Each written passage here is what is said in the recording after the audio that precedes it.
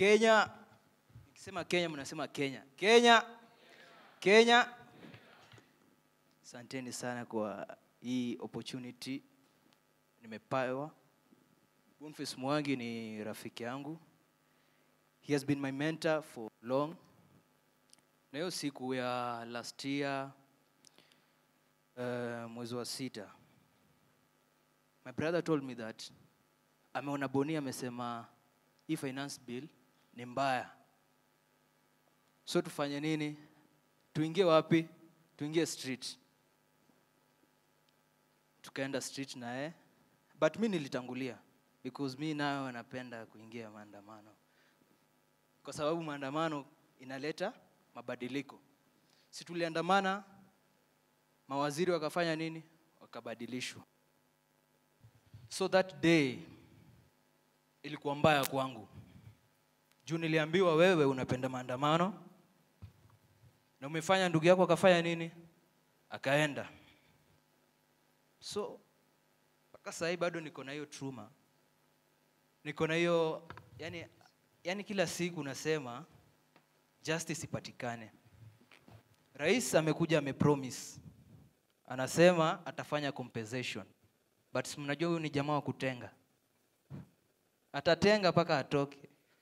So the best opportunity ya kufanya ndo tupate justice ni kuchagua kiongozi ambaye atafuatilia.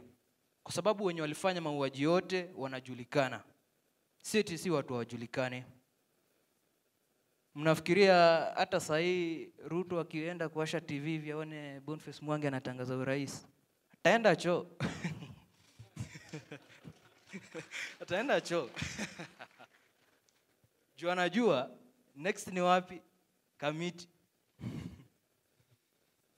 Mimi Kenya naweza sema wa Kenya hii safari vijana wamekuwa wakisema wanataka kiongozi.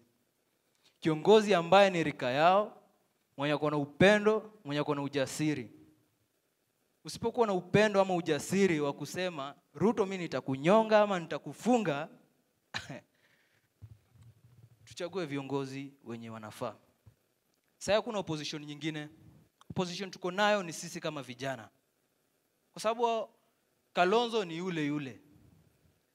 Hao bado hata tunawajua wanafanana.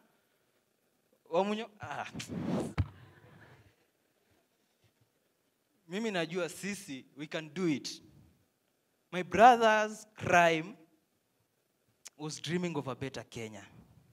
Yeye alikuwa anasema mimi naenda kwa sababu hii finance bill leo tumeongezewa mkate tax VAT ya 16%. Hii finance bill ilikuwa ya kufavor mwananchi. Haikuwa inatufavor.